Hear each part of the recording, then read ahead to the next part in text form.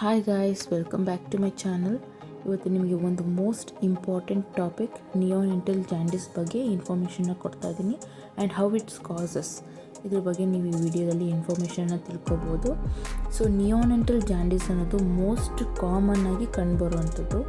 So ಇದು ಯಾವುದೇ ರೀತಿ ವರಿ ಆಗುವಂಥದ್ದಲ್ಲ. ಸೊ ಯಾವ ರೀತಿ ಜಾಂಡಿಸ್ ಅನ್ನೋದು ಕಂಡು ಬರುತ್ತೆ ಅಂತ ನಾನು ಈ ವಿಡಿಯೋದಲ್ಲಿ ಇನ್ಫಾರ್ಮೇಷನ್ ಕೊಡ್ತೀನಿ.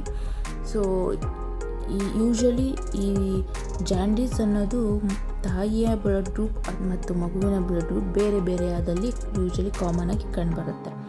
ಸೊ ತಾಯಿಯ ಬ್ಲಡ್ ಗ್ರೂಪ್ O ಪಾಸಿಟಿವ್ ಆದಲ್ಲಿ, ಮಗುವಿನ ಬ್ಲಡ್ ಗ್ರೂಪ್ B ಅಥವಾ A ಪಾಸಿಟಿವ್ ಆದಲ್ಲಿ ಅಥವಾ ನೆಗೆಟಿವ್ ಆದಲ್ಲಿ ಈ ಜಾಂಡೀಸ್ ಅನ್ನೋದು ಕಂಡುಬರುತ್ತೆ.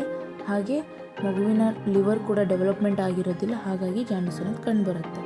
ಇದು ಮೋಸ್ಟ್ ಕಾಮನ್ ಆಗಿ ಹುಟ್ಟಿದಾಗ ಕೆಲವೊಂದು ಮಕ್ಕಳಿಗೆ ಕಂಡುಬರುತ್ತೆ, ಕೆಲವೊಂದು ಮಕ್ಕಳಿಗೆ 2 ರಿಂದ 3ನೇ ದಿನದಲ್ಲಿ ಕಂಡುಬರುವಂಥದ್ದು.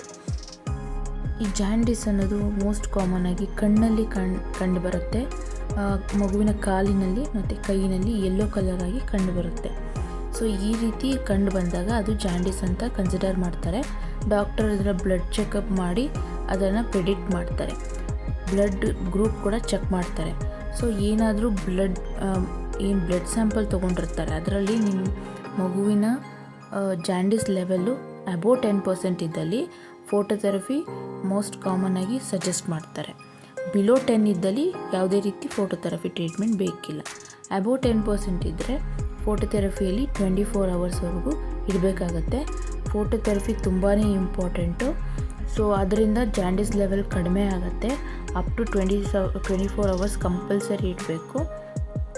ಫೋಟೋಥೆರಪಿ ಕೊಡುವಾಗೂ ಕೂಡ ಎವ್ರಿ 2 ಅವರ್ಸು ಮದರು ಫೀಡ್ ಮಾಡಿ ಮತ್ತೆ ಫೋಟೋಥೆರಪಿಯಲ್ಲಿ ಇಡಬೇಕಾಗುತ್ತೆ. ಹೀಗಾಗಿ ಫೋಟೋಥೆರಪಿ ಟ್ರೀಟ್ಮೆಂಟ್ ತುಂಬಾ ಇಂಪಾರ್ಟೆಂಟ್ ಆಗುತ್ತೆ. ಸೊ ಸ್ಟಾರ್ಟಿಂಗಲ್ಲಿ ನೀನು ಮಗುಗೆ ಜಾಂಡೀಸ್ ಕಂಡು ಬಂದಾಗ ಅದಾದಮೇಲೆ ನಾವು ಜಾಂಡೀಸ್ ಅನ್ನೋದು ರೆಡ್ಯೂಸ್ ಆಗ್ತಾ ಹೋಗುತ್ತೆ. ಇನ್ನೂ ಒಂದು ಮೆಥಡ್ ಏನಂತ ಅಂದರೆ ಫ್ರೀಕ್ವೆಂಟಾಗಿ ಮಗುವಿಗೆ ಫೀಡ್ ಮಾಡುವಂಥದ್ದು.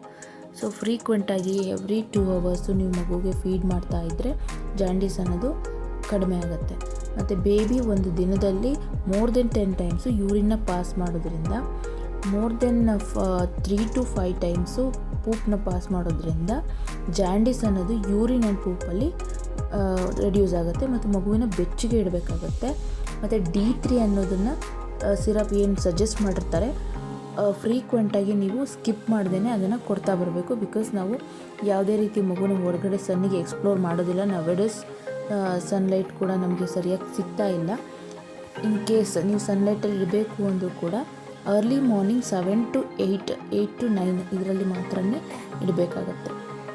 ಈ ರೀತಿ ಮಾಡೋದ್ರಿಂದ ಮಗುವಲ್ಲಿ ಜಾಂಡೀಸ್ ಅನ್ನೋದು ಪೂರ್ತಿ ಕಡಿಮೆ ಆಗುತ್ತೆ. ನೀವು ಯಾವಾಗ ಡಾಕ್ಟ್ರನ್ನ ಕನ್ಸಲ್ಟ್ ಮಾಡಬೇಕು? ಸೊ ಮಗು ತುಂಬಾ ಅಳ್ತಾ ಇದೆ, ಸರಿಯಾಗಿ ಫೀಡಿಂಗ್ ತಗೊಳ್ತಾ ಇಲ್ಲ, ಅಳ್ತಾನೇ ಇದೆ ಅಂದಾಗ ನೀವು ಡಾಕ್ಟ್ರನ್ನ ಕನ್ಸಲ್ಟ್ ಮಾಡಬೇಕಾಗತ್ತೆ.